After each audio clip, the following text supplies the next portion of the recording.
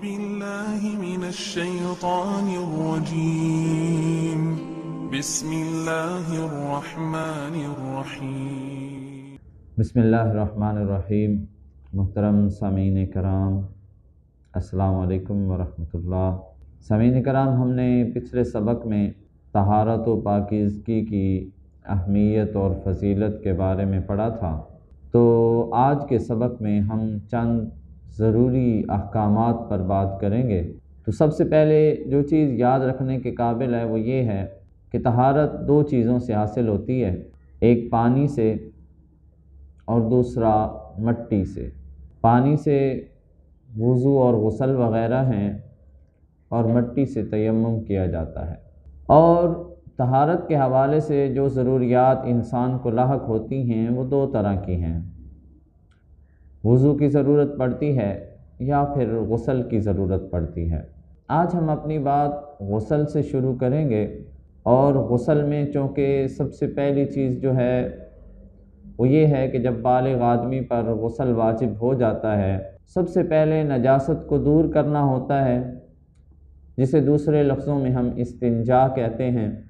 تو استنجا کا تعلق چونکہ رفع حاجت کے ساتھ بھی عموماً پیش آتا ہے، تو اس لیے آج ہم چند باتیں رفع حاجت کے حوالے سے کریں گے۔ اس کو اپنے 3 موضوعات میں بند کر لیتے ہیں تاکہ سمجھنے میں آسانی ہو۔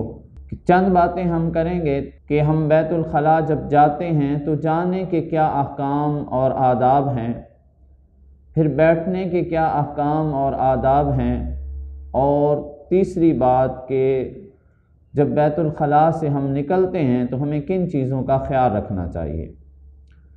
اور یہ ساری چیزیں وہ ہیں جو نبی محترم صلی اللہ علیہ وسلم نے ہمیں سکھائی ہیں۔ سب سے پہلے ہم بات کریں گے کہ جب آدمی بیت الخلاء کے لیے جائے، رفع حاجت کے لیے جائے، اسے کن چیزوں کا خیال رکھنا چاہیے۔ تو سامعین کرام، سب سے پہلی بات کہ قضاء حاجت کے لیے اگر انسان کھلی مقام کی طرف جا رہا ہو، کھلی جگہ کی طرف جا رہا ہو، جنگل وغیرہ میں جا رہا ہو، تو سب سے پہلی چیز جس کا ہمیں خیال رکھنا ہے وہ یہ ہے کہ لوگوں کی نظروں سے دور نکل جائیں، دور تک جانا چاہیے، کیونکہ نبی محترم صلی اللہ علیہ وسلم جب قضاء حاجت کے لیے جاتے تھے تو لوگوں کی نظروں سے دور نکل جاتے تھے۔ حتیٰ کہ عبداللہ ابن مسعود رضی اللہ تعالی عنہ فرماتے ہیں کہ ایک دفعہ میں نبی صلی اللہ علیہ وسلم کے ساتھ پانی لے کر جا رہا تھا، آپ صلی اللہ علیہ وسلم بہت دور چلے گئے اور حتیٰ کہ دور جا کے میرے سے پانی لیا، اور پانی لے کر بھی بہت دور چلے گئے، میری نظروں سے اوجھل ہو گئے۔ تو سب سے پہلی چیز جس کا ہمیں خیال رکھنا ہے محترم سامعین کرام وہ یہ ہے کہ قضاء حاجت کے وقت جاتے ہوئے اگر کھلے مقام پہ جا رہے ہیں تو ہمیں دور جانا چاہیے۔ ہاں، واش روم وغیرہ میں ہیں، آپ نے جانا ہے، باتھ روم وغیرہ میں بند کمرہ ہے، اس میں جانا ہے تو پھر دور جانے کی ضرورت نہیں ہے۔ اس حوالے سے جو دوسری چیز جس کا ہمیں خیال رکھنا ہے محترم سامعین کرام وہ یہ ہے کہ ہمارے پاس کوئی ایسی چیز نہ ہو، بیت الخلاء میں داخل ہوتے وقت ہمارے پاس کوئی ایسی چیز نہ ہو، ایسی چیز ہم ساتھ نہ لے کے جائیں جس پر اللہ رسول کا نام لکھا ہوا ہو، یا کوئی متبرکات چیزیں ہمارے ساتھ، ایسی چیزیں نہ ہوں جن پر قرآن کی کوئی آیت لکھی ہوئی ہو، یا اللہ کا کوئی نام لکھا ہوا ہو، یا کوئی مصحف چھوٹا جو ہم نے جیب میں رکھا ہوا ہو اس کو ہم باہر رکھ کے جائیں، کوئی ایسی انگوٹھی وغیرہ جس پہ اللہ کا نام ہو تو اس کو بھی ہم ساتھ لے کر نہ جائیں۔ ہاں، یہ جو موبائل کے اندر قرآن وغیرہ ہوتے ہیں تو یہ حقیقت میں یہ الیکٹرانک چیزیں ہیں، اور اگر گرے بھی صحیح تو لوگ کہتے ہیں موبائل گر گیا، یہ کوئی نہیں کہتا کہ قرآن گر گیا۔ تو ایسے موبائل کو آپ لے کے جا سکتے ہیں جس کے اندر قرآن کریم ہو لیکن کھلا ہوا نہ ہو۔ تو اس چیز کا ہمیں خیال رکھنا ہے، کیونکہ نبی صلی اللہ علیہ وسلم کے بارے میں آتا ہے کہ آپ صلی اللہ علیہ وسلم جب قضاء حاجت کے لیے جاتے تو آپ صلی اللہ علیہ وسلم اپنی وہ انگوٹھی اتار دیا کرتے تھے جو آپ صلی اللہ علیہ وسلم کی مہر تھی اور جس پر محمد الرسول اللہ لکھا ہوا تھا۔ تو سامعین کرام، اس چیز کا ہمیں خاص خیال رکھنا ہے کہ جب ہم بیت الخلاء میں جا رہے ہوں تو جاتے ہوئے کوئی ایسی چیز ساتھ نہ لے جائیں جس پر اللہ کا نام لکھا ہوا ہو۔ اسی طرح محترم سامعین کرام، جو تیسری چیز ہے جس کا ہمیں خیال رکھنا ہے وہ یہ ہے کہ بیت الخلاء میں جاتے ہوئے سب سے پہلے بایاں پاؤں اندر رکھا جائے۔ ہم چھوٹی چھوٹی چیزیں ہوتی ہیں جنہیں ہم بھول جاتے ہیں، سنت طریقے کو ہم بھول جاتے ہیں، تو اس کا ہمیں خیال رکھنا ہے۔ تو تیسری چیز یہ ہے کہ بیت الخلاء میں جاتے ہوئے ہمیں بایاں پاؤں اندر رکھنا ہے۔ بایاں پاؤں جب ہم اندر رکھیں گے، صحیح طریقہ اور شرعی طریقہ ہے، تو لہٰذا ہمیں بیت الخلاء میں جاتے ہوئے اپنا بایاں پاؤں اندر رکھنا ہے۔ بایاں پاؤں اندر رکھیں گے اور ہم دعا پڑھیں گے، اللہم انی اعوذ بکا من الخبث والخبائث، کہ یا اللہ میں ناپاک شیطان جنوں سے اور شیطان جننیوں سے پناہ چاہتا ہوں۔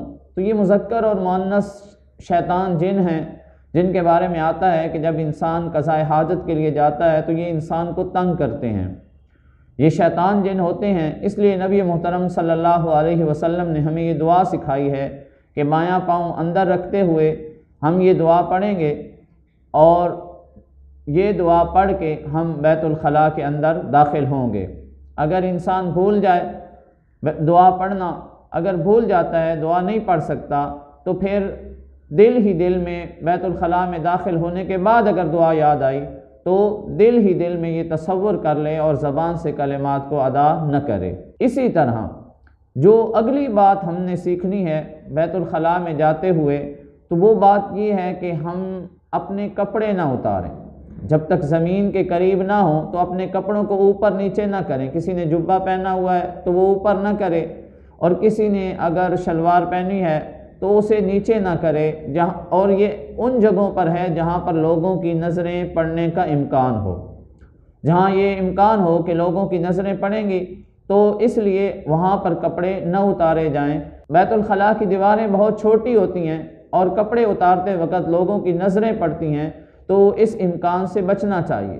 یا بندہ نکل جاتا ہے باہر کہیں کھلی جگہ پر تو لوگوں کی نظریں پڑنے کا امکان ہوتا ہے، تو لہٰذا ہم اس وقت تک اپنے کپڑے نہ اتاریں جب تک ہم بالکل زمین کے قریب نہ ہو جائیں۔ تو اس چیز کا بھی ہمیں خاص خیال رکھنا ہے۔ محترم سامعین کرام، اس سے اگلی بات جس کا ہمیں خیال رکھنا ہے، قبلہ کی طرف نہ تو اپنا چہرہ کریں قضاء حاجت کے لیے بیٹھتے ہوئے، اور نہ ہی ہماری پیٹھ قبلہ کی طرف ہونی چاہیے، کیونکہ نبی محترم صلی اللہ علیہ وسلم نے اسے منع فرمایا ہے۔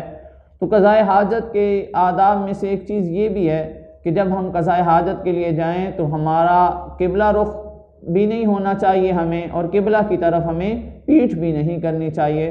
تو اس چیز کا ہمیں خیال رکھنا ہے۔